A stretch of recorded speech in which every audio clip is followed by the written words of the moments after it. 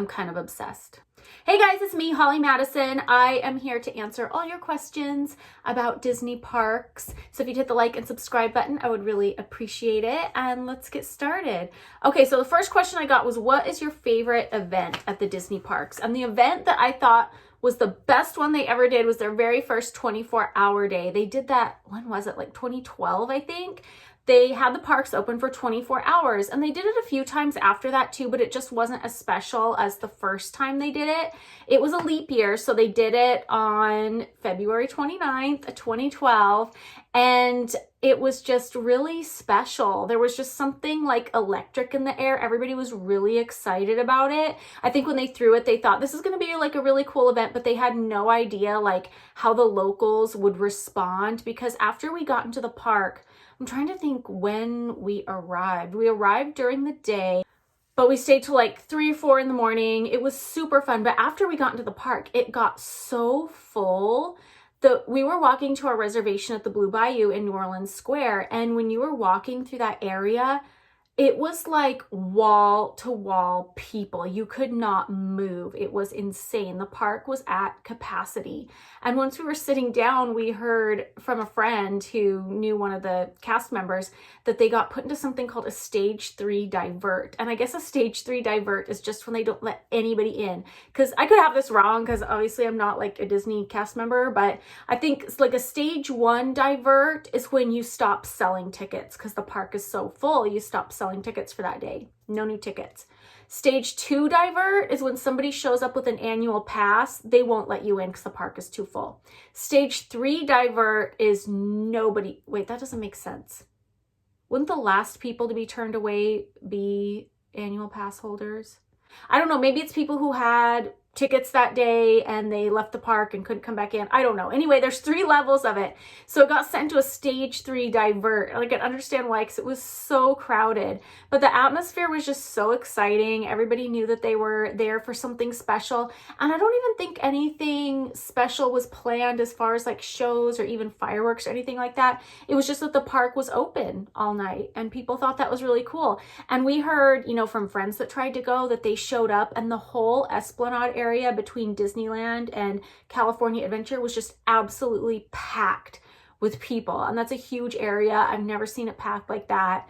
So that's just crazy. There were people like sleeping on Main Street with their phones like plugged in places I didn't even know there were outlets. I don't know. It was just cool. Really extra fun people watching, and just extra fun to see the park different like that. I don't know. It was just, it's not easy to explain. It's just like the atmosphere was so exciting. And because nobody else was being let in, you kind of felt like you were there for something really extra special.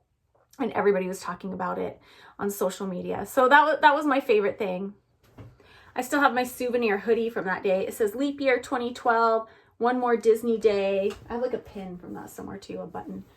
And this is the back. It said, I took the leap and didn't sleep. I pulled an all-nighter at Disneyland. It was just special because it's the first one. Like I said, they did a few others after that. They don't do it. They don't continue to do it. But the other ones after that, I wasn't too interested in attending. Because there was just something special about it being a one-off and being like the first one. And it was so exciting. Danila asks, how many parks have you been to? I've been to all of them. The last thing I have left to do on my Disney vacation bucket list is a cruise. I haven't done a cruise yet, but I've been to all the parks. Social Traveler Girl asks, does Tokyo have the best merch compared to the other parks? I think so. I mean, merch changes from park to park over time, so maybe not at any given time, but they have really cute stuff in Tokyo. I remember the first time I went, they had the cutest dishware. I did get this really cute gravy boat that looks like the lamp from Aladdin and has the genie's face on it. It's super, super cute. They just have all kinds of cute things. They have these little things you wear around your neck and you can put your fast passes and your tickets in, which are kind of irrelevant now because you can put that on the app on your phone, but at the time it was cute. Yeah, they have really cute stuff. Kringard asks, hidden Mickeys are popular. Are there any other hidden characters? The one I know about is the hidden Oswald. If you don't know, Oswald was one of the first cartoon characters Walt Disney ever came up with. He was really excited for Oswald. He thought he was going to have a bright future. Oswald was like the OG Mickey Mouse. He looked a lot like Mickey, but he was a rabbit. And the story behind Oswald is really crazy. He actually got stolen from Walt, like something Walt had worked so hard for and was taking off and becoming a success. It got stolen from him. And that's the kind of crushing defeat that would make anybody else quit. But he didn't quit. He came up with another character, which of course turned into Mickey Mouse. And now Disney owns Oswald again because they bought it from Universal just not too long ago, maybe like 8 years ago or something like that. Mrs. P Fam asks, what's your favorite non-ride activity? Eating. Janelle Elizabeth asks, what's one thing everybody should do on their first Disney trip? This is super, super basic, but I feel like if you didn't do it, you would regret it and you'd want it later, is just take a picture in front of the castle. Super basic, but I feel like it's one of those things that you'd want if you didn't do. The castles are built to be photogenic. There's designated photo spots, more than one in some of the parks, that look great in front of the castle. And you don't have to be standing directly in front of the castle. That's not always the best shot. Usually, if you kind of go to the side a little bit, like the Disney park in California, you'll find this little bridge area off to like your left if you're facing the castle. And there's a little spot right there that you'll see other people taking pictures there. Not like a huge line or anything, but it's way easier to get a picture there because most other people are focused on getting a photo just straight dead in front of the castle. But off to the side, it's like way more flattering. I'll show you mine. So you can see I'm off to the side a little. I'm not dead center on the drawbridge. And like Shanghai, the castle looks good from every direction. It's just you can't not get a great picture of that castle. So don't feel like you have to get the basics straight on because everybody else is trying to do that same thing. So it's really crowded, but you have to get your castle picture. Somebody asked what my favorite Disney hotel I've ever stayed at is. Definitely Tokyo Disneyland Hotel. Here's the lobby. It's very pretty. It looks a lot like the Grand Floridian in Disney World, but bigger. And you can see the ceilings right here, and the chandeliers are so pretty. This is the view out the window. It's located right next to the park. I love their breakfast buffet in the morning. They have a really nice bar there. I just love it. It feels cozy to me. I remember the first time I went during typhoon season, super smart. And one of the nights I was stuck inside because it was raining, and my friends and I, we just sat at the bar that night, but it was really cozy. BJ Barba asks what my favorite style outfit to wear to the Disney parks is. Definitely comfortable shoes. That is number one, but mostly I like to wear kind of like retro style clothes, like a old-fashioned like 50s style dress or like a 50s skirt. And it's really easy to find stuff like that because Disney makes them. I think Her Universe makes most of them, and they make really cute like Disney themed outfits, just little cardigan sweaters and skirts. And I always want to have like something light, like a tank top, and then like a cardigan or something to go over it for different temperatures. Like you might be really hot, but then you might, want your cardigan too. And then there's some days you just need your gigantic big old hoodie because you're freezing. So that's kind of my favorite thing to wear, is just like a skirt and like a tank top with like a cardigan or something. Then you can always buy your hoodie if you need it. Glenn asks, do you believe Walt Disney is frozen under the park? No, he's supposed to be buried at Forest Lawn in Glendale. The cryogenic freezing thing freaks me out. I don't know why anybody would want to do that. Maybe it's because I believe in reincarnation so strongly that I just feel like coming back anyway. So I'm not like that desperate to stick around necessarily, not to that end. But I just feel like if somebody froze you and you woke up in the future, you are at their mercy and you don't know what you're waking up to. Like you could be enslaved in some creepy, crazy thing. Like, not me. Do not sign me up. Kate22 asks what my first memory of a Disney park is. I first went to Disneyland when I was 5, and I just remember walking down Main Street and I had one of the maps that look very much like the maps do today, the souvenir maps you get at the gate. And I was looking at it, and even though the layouts changed since I was 5, it was laid out in the color-coded way that it is now, where like Fantasyland is pink and Tomorrowland is blue and Frontierland is orange and Adventureland is green. And I just remember just staring at that map and reading about every ride, and my dad was like, Holly, look up, like enjoy the park, like don't look at the map. But I just wanted to know everything about the park. I was obsessed, and I still am today. Miss Carrillo asks, what is the best time of year to visit Walt Disney World? I personally prefer February. The very first time I visited Disney World, it was in February. The next time I went, it was like in September. I visited in November quite a few times. Obviously, I'm avoiding the summer because I don't want to go when it's super crowded and really hot and really humid. And then I started going more recently every February. And I just love February because it's not that crowded in the park. It's not too hot. It's rarely cold. I remember this last time I went, one of the days was so cold. It was out of control. But it was almost like funny and like an extra special memory because just me and my friends were just like freaking out and like buying blankets and like hand warmers and like we were so cold but like still desperate to go out and like do everything at the park. So it kind of made it extra fun in a way, even though it was kind of miserable. But I think Florida's a really good time because the parks aren't too crowded. The water parks aren't open if you're into the water parks, but I don't usually do those. So the park's not too crowded, and also they have the Festival of the Arts at Epcot, which is really cool. And yeah, I would pick February. Mike the Finger asks, what's your favorite place to sit and relax? Well, my answer is Club 33, but I know that's not a good answer because not everybody can go. So one place I really like, it's kind of hard to describe. I need to like break out a little map and show you. So there's this area in Critter Country. If you're right in front of Splash Mountain, there's that main walkway that goes in front of it. But then there's this little pathway that you can't really see very well. It's on the same side of Rivers of America, but it's kind of separate from the main walkway. And you walk around and it'll lead you around to the other side of this restaurant that you can see that's across from the Haunted Mansion. Here's what it looks like on the app, guys, right there. But that's a really quiet, shady spot that not a lot of people know about if you go around that way. And it's just like a cute place. Like I remember my mom and my sister and I used to always go hide over there when we were younger. Cassie Lee asks what the best restrooms are. Again, it's Club 33, I think, has the best restrooms. But I love the restrooms in Fantasyland that are right by the Alice in Wonderland ride. And they have cards on the bathroom stall doors. Here's what they look like. Super cute. I love the theming.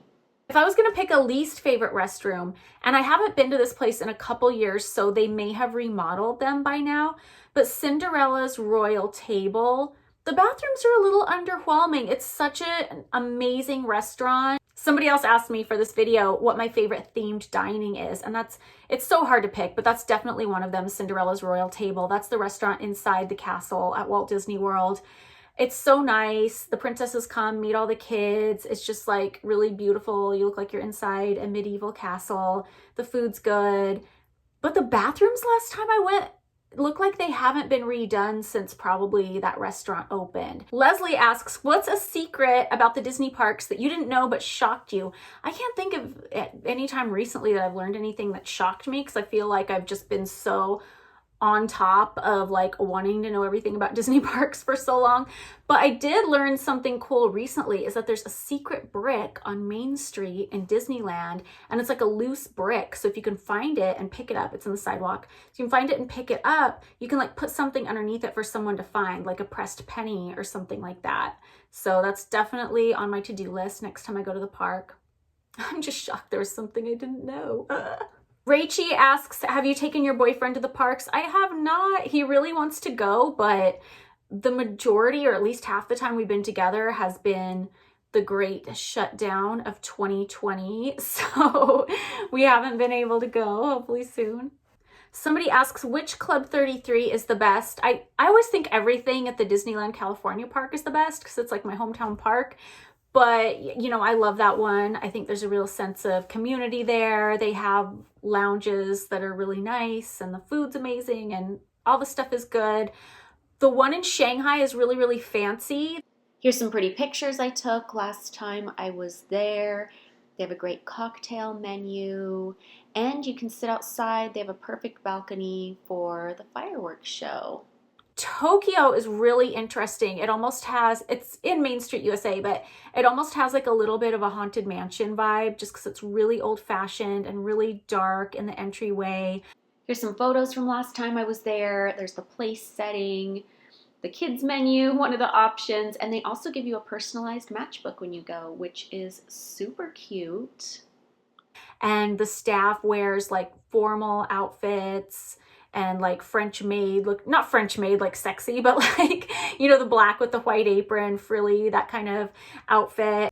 I didn't take any pictures of the staff, but this is a souvenir Mickey and Minnie doll set I got when I was there. Sorry, the reflection is so bad on this, but you can kind of see they're wearing the uniforms that sorry guys, trying to get a good view. They're wearing the uniforms that the employees of Club 33 in Tokyo wear. It's like a cute outfit and tuxedo. So I love how each club kind of has its own little personalities, and Paris doesn't have a club. Hong Kong doesn't have a club. Disney World has 4 different lounges in each of the lands, and my favorite one is the one in Magic Kingdom because it's really exquisitely done. They have one room that looks like you're in the submarine from 20,000 Leagues Under the Sea, because their Club 33 lounge is in Adventureland, so it's very Adventureland themed. And it's really cool. It's like you see this giant porthole behind the bar and you look like you're in this really old-fashioned fancy submarine. It's super, super cool.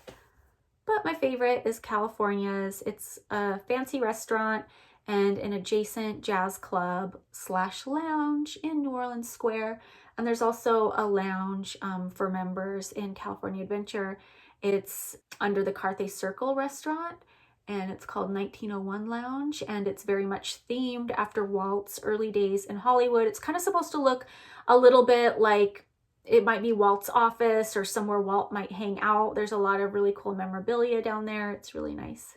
But my favorite is the original one in Disneyland in New Orleans Square.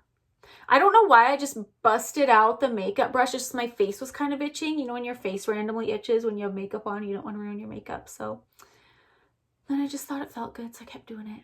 I was asked what my favorite themed dining is, and like I said before, Cinderella's Royal Table is definitely one of my favorites. I love Ohana at the Polynesian Resort. That's one of my favorites. That's in Walt Disney World, if you didn't know. I love Walt's restaurant in Disneyland Paris. Like I said before, Disneyland Paris doesn't have a Club 33, and the concept behind Walt's, I think it's called Walt's American Restaurant in Main Street, is it's supposed to be like a Club 33, but everybody can go. It's somewhere you can go to have a nice meal, and the way the rooms are decorated are really, really cool. They're decorated to kind of correspond with each land in the park, but it's very fancy and kind of a different take on that land's theme, and it's just really pretty and really cool. Are those my favorite? I feel like I'm missing something. I feel like there's a themed dining experience that I love and I'm just not thinking of for some reason. Oh, I know what ones I'm not thinking of. Okay, so in Disney Hollywood Studios in Walt Disney World, there are 2 restaurants that I love, love, love, and they're not super, super fancy. They just have good food and not super, they're not really fancy at all, but they just have really good food and really good themes. One is the Sci-Fi Dine-In. I never miss a chance to go to that. You sit in a booth that looks like a car and it's dark inside, and you're like at a drive-in, and they have this big drive-in screen in front of you, and they show trailers and clips from old sci-fi movies. It's really cool. They have burgers, milkshakes, fried pickles, all that good stuff. So I love that, and I love the Primetime Cafe. Each table looks like its own little kitchen from the 50s. And they have just like American family food from the 50s. And I remember I ordered meatloaf, and I always hated meatloaf growing up, so I don't even know why I ordered it. Like I got meatloaf and mashed potatoes, but it was so good. I don't know what they did different. They probably like dumped a bucket of sugar in it or something, but it was so good. And those are 2 of my favorite themed dining experiences. Oh, I know what one I'm not thinking of, duh. That's like my favorite is the Blue Bayou. Enjoy this photo of the Blue Bayou from the 1960s. I love it. That's the restaurant inside Pirates of the Caribbean, where it looks like you're sitting outside in New Orleans at night with lanterns above your head, and it's really beautiful. And for my last question, Whitney01 asks, what is your favorite Disney Parks ghost story? So this is a story I heard from a former cast member, and I'm telling it for entertainment purposes only, so Disney don't get mad at me. You know, it's just a story I heard from somebody, not necessarily a fact. But anyhow, I heard this legend that, you know, every night before the parks close, somebody has to go through and do a walkthrough of each ride just to make sure everything's good. So this person was doing a walkthrough of Big Thunder Mountain, and they were wearing like one of those Western hats that have like the tie underneath, but the hat was like thrown back behind them, so the tie was right here.